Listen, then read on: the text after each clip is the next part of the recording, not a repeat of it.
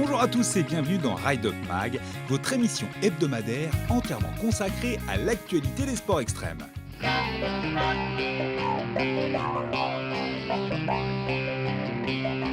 Le Swatch Girl Pro France réunit tous les ans les meilleures surfeuses mondiales. Au programme, surf, bikini, sans oublier la crème solaire, car cette année, les conditions étaient plutôt clémentes. Mais bien sûr, c'est une compétition, et qui dit compétition, dit vainqueur.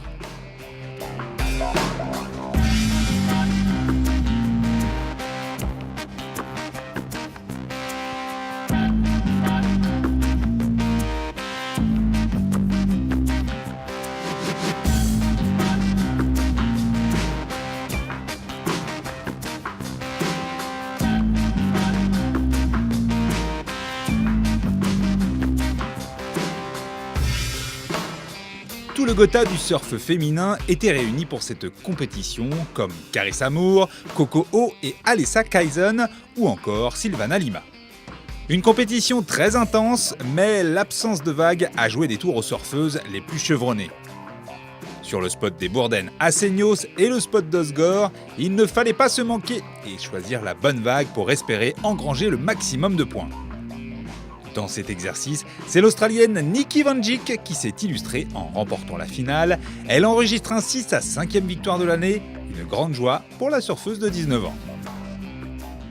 I mean, you could look at it and say it was hard, but we just really made the most of what we had, and we all knew we were on the same conditions. So I'm just over the moon to win here in France. It's such an amazing country, and the waves here, we have had really fun waves, and it's been small, but so happy to come on top. I mean.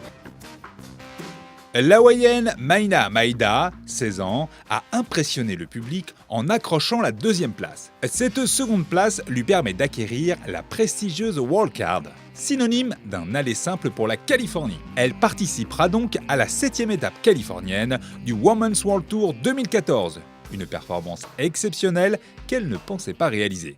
It's very small out there and everybody has their ups and downs and stuff. It's really hard, and you know, I made the most of it. I was excited to even make it out of round of 12. I wasn't really expecting myself to make it to the final, but I'm really happy and I'm stoked to be here, and I love France and stuff. So, you know, I wish I caught more waves in my heat, but you know, with the lack of swell, I mean, that's what it is, and I'm just happy to be here, and so it's okay.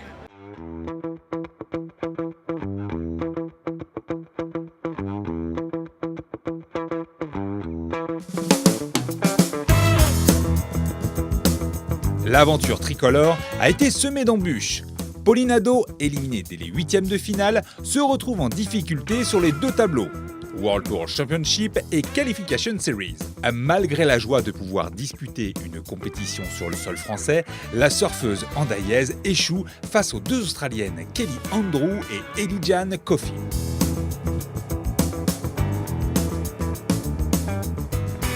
C'est vrai que sur le circuit, on surfe beaucoup à l'étranger. On n'a pas l'occasion de surfer beaucoup devant son public. Donc là, quand c'est en France, près de chez soi, forcément, ça nous tient à cœur de bien faire. Et voilà, c'est pour ça que c'est spécial. Et puis c'est aussi une étape du circuit. Donc il y a beaucoup de points et beaucoup de concurrence. Donc c'est une grosse étape.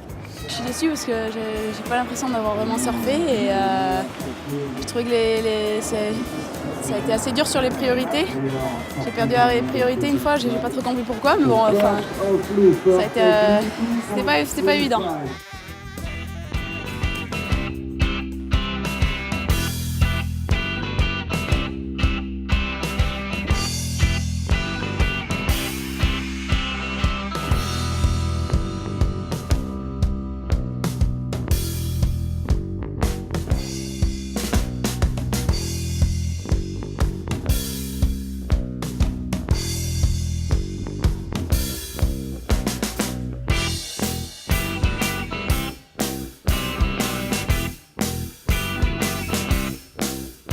Alizé Arnaud et Johanne Defay n'ont pas brillé en échouant au round 24.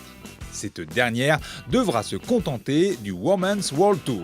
Suite à sa contre-performance au Swatch Girl Pro, Johanne Defay a décidé de se concentrer sur le Swatch Pro Women Trestle en laissant de côté l'aventure espagnole Patan Classic Galicia Pro. Maud Lecard et Justine Dupont échouent au round 48.